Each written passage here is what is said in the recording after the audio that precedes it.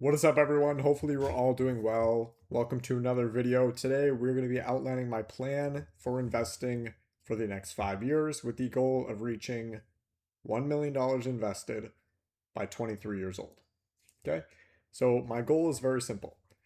Over the next 5 years, by July 1st, 2031, I want my single portfolio to say 1 million plus. Okay, it's not going to be easy. It's going to take some sacrifices in other aspects. However, I believe that the comfort I will get, I don't even believe that. Honestly, I believe that once I get a million, I'm just going to want five and then 10 and then 20 and then 50 and then 100. I was going to say it's going to be like the comfort and the accomplishment, but I said the same thing when I would hit 100K or when I'd hit 50 or when I'd hit 10K. So really, I know it's not true. It's a never ending cycle. You always want more. But I believe that this is a realistic goal for me. And I believe that as long as I keep doing what I'm doing, I should be able to hit this, if not more. Okay, so let's get into a current portfolio update. Now, today was a massive day for two of my holdings. Meta is up 8%. Meta is a five-figure position for me. Okay, reason Meta is up is they said they will outsource, they will sell their excess compute. So all that capex that they're spending on compute, um, anything if they overbuilt it, anything they overbuilt, they will be renting out as like a cloud service, like Azure or AWS or Google Cloud. Okay, so this is positive news for Meta. I think the market's overreacting a bit. I'm going to be honest. This is not a 8%, 9% increase in the company. Like, it's hard for me to believe that this is going to stay. Um, Usually, when I see moves like this, we head right back down. And I would love that because I have another 10K to deploy into the markets on August 1st. Today's July 1st.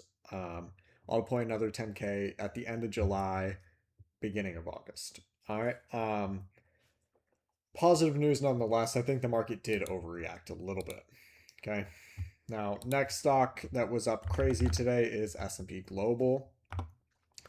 S&P Global is going to be a larger position for me. It's going to be about that 10% mark. Right now, it's about 5%. However, I will be adding more to it next month. The reason that this is going up, I believe, I'm not 100% sure. I know with Meta, with S&P Global, I know they did a business split where they split off S&P Global and I think it's Mobility Global. Yeah, Mobility Global. They just split off, so I received like however many shares I have of S&P Global, I received that many shares in Mobility Global, and I just sold those. I just sold those Mobility Global shares. They were down like 13% on the day. Like, and I didn't know enough about it. I just sold it. It was like $100 or something like that. Uh, so not really anything of importance. That's just another stock in the portfolio that was up big. Microsoft was up pretty big today, 3%. Finally, the market is appreciating Microsoft. Um, Another stock in my portfolio up good, MasterCard, as well as Amazon and Google. The stocks I've been trimming the most have been my semiconductors. I've been trimming them the last 3 weeks now. That would be Broadcom, Nvidia, ASML, and TSM. Okay, TSM has been a massive winner for me. ASML has been a massive winner for me. Like, I'm up like 40 something percent on TSM, for almost 40% or 30% on ASML, 25% on Broadcom, 15% on Nvidia. And they're just stocks that I don't want to get too large. They were getting too large in my portfolio. I want them making up combined between all four of them less than 20%, maybe even less than 15, closer to like 12. It just depends on how this capex spend goes for these hyperscalers and how long these companies can actually keep paying Broadcom and ASML and Nvidia and TSM for all this compute. Okay. That's a portfolio update here. Everything's looking good. Priorities will be getting S&P Global a bit larger, as well as MasterCard up to about 10%. Google and Meta, I both want around that 15%. I want all three of these, Amazon, Meta, and Google, around 15. Microsoft around there too, could be a little less, and I won't be mad, just because it's at a pretty big discount. So I believe that this weight will go up naturally without me having to add much to it because it's down 30% from its all-time high. Um, I do like adding when the sentiment is low, but it's not just a sentiment issue with Microsoft. It's actually a true business risk. So I don't want to add more and more to companies when the moat is getting more questionable. Right? The moat is more questionable with Microsoft right now, and I don't want, you know, it's just not a risk I like taking. I think 15% is a great risk to take. I believe that the risks are priced in partially. So I like that. I want these three to become larger positions and S&P Global to become about a 10% position as well. Uber, I like the 5. Netflix, I like the 5% as well. Now, let's get into my plan to reach $1 million in the next 5 years. July 1st, 2031. That is my goal for a $1 million portfolio. The way I'm going to do that is by my goal average being 15% annually for the next 5 years.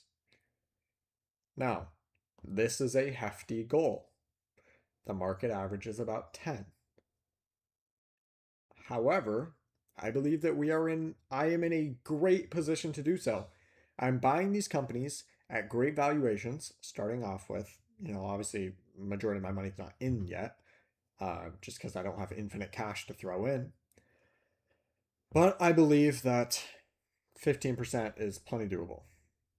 I think that if I do these next steps, buy compounding machines below or at fair value, I do not sacrifice quality for valuation, I do not sell out of a quality company with its moat still valid, and I don't diversify, I diversify.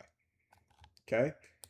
I want to stay concentrated in my core positions and not diversify just for the sake of diversification. I want to diversify into other extremely high quality companies. And I think I'm invested in majority of the highest quality companies in the world. Okay?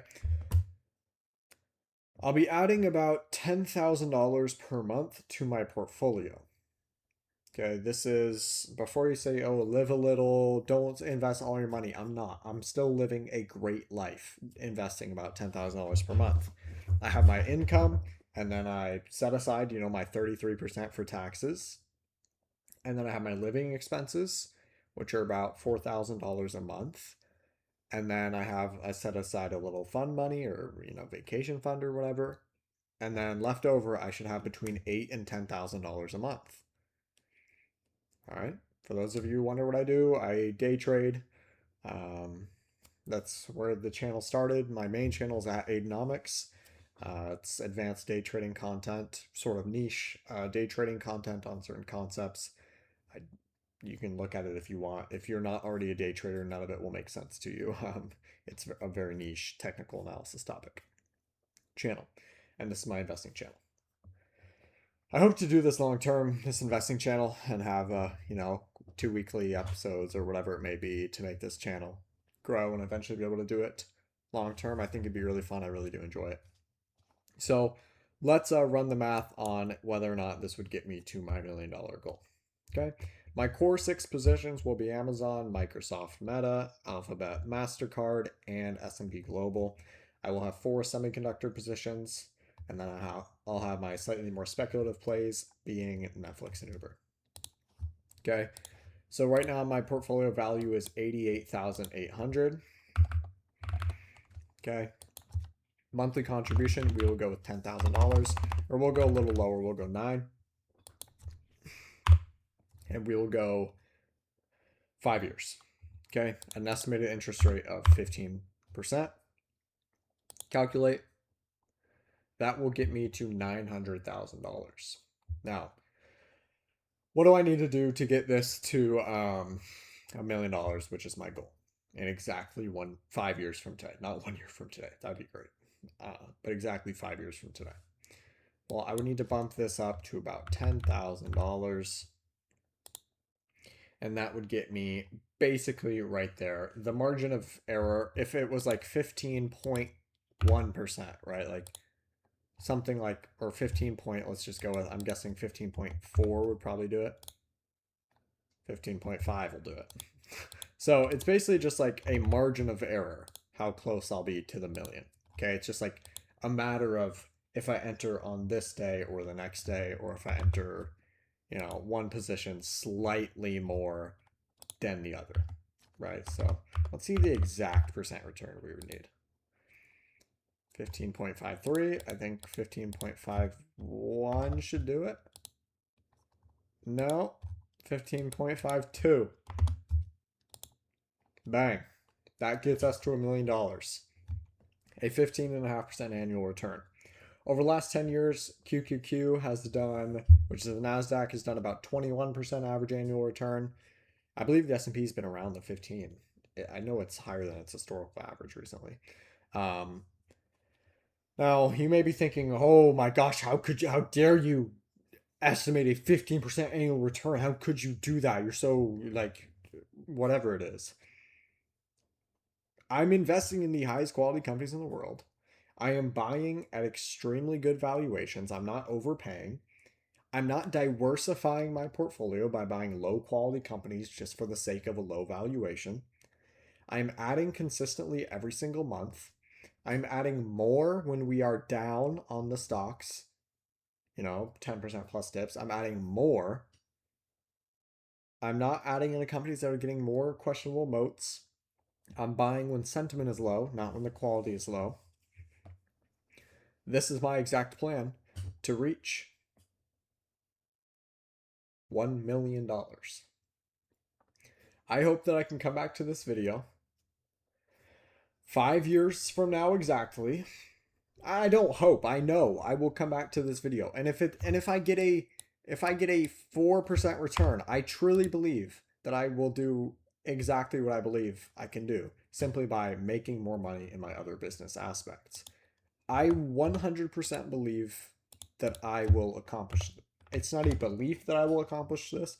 I know for a 100% fact that 5 years from now, I will come back to this video today and be like, you were right.